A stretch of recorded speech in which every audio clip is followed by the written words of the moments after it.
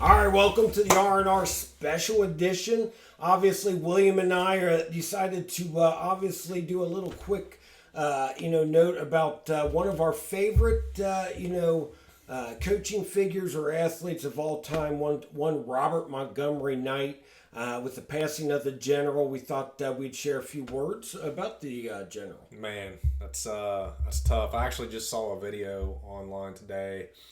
It sums up Bob Knight, and he's just very.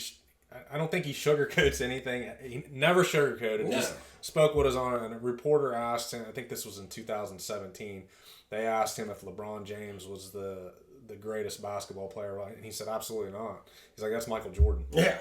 And he went into why and stuff like that. So it's just he never sugarcoated anything. You knew where you stood with Bob. That's for sure. I mean, he was very cut and dry. Mm-hmm. And if he didn't like you, you would know it. Yeah, yeah. But if he loved you, you would know that as well. And that's the thing that kind of with Knight, you can't.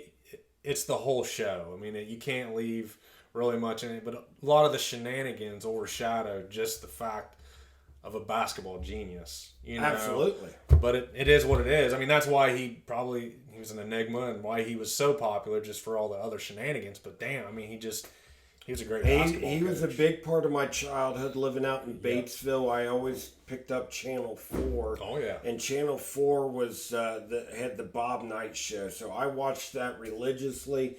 Bobby Knight was a big part of my childhood, and I still never forget watching it live.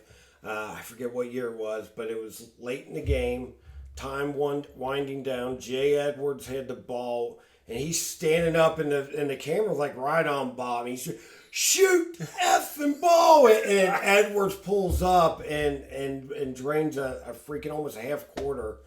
Just an unbelievable shot to win the game against Steve Fisher in Michigan. Nice. And that was just, but just watching Robert, I think, what was that old ref's name? Valentine? Yeah. Oh, he used to hate Valentine. Teddy? I can't remember. He used Ted, to, and he would stomp like halftime, and he'd go brush right by him. It was good TV. Could you imagine being a ref at a Bob Knight basketball game? Man, I mean, getting berated.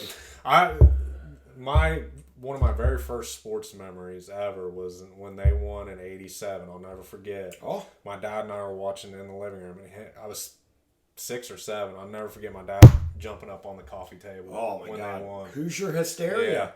Yeah. What's your favorite Bob Knight? Was that your favorite Bob Knight? I mean, there's so many. I like the all the time when he would do the Valentine when he would ref and just Bob would always storm like right and just come within like an inch, maybe grazing him a little bit.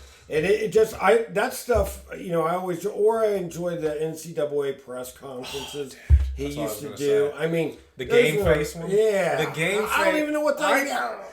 Yeah, if I ever need a laugh, I'll pull that up. It's just hilarious. Yeah, but the funny thing is for anybody that was not a Bob Knight lover, you see all those former players, of his passing, have his coach's back, and it was pretty neat to see. He did a lot of stuff behind the scenes because that's just how his mentality. He doesn't need all these accolades or anything. He was donated a ton of money to the library. I'm sure probably stuff that we don't even know. Yeah, that they don't put out there. But he is just from the older generation where he likes things done a certain way, and if it's not done that way, guess what? He has no use for you. Right. So, but to Robert Montgomery Knight, we will miss you, and he is one of a kind. One of a kind. Thank you.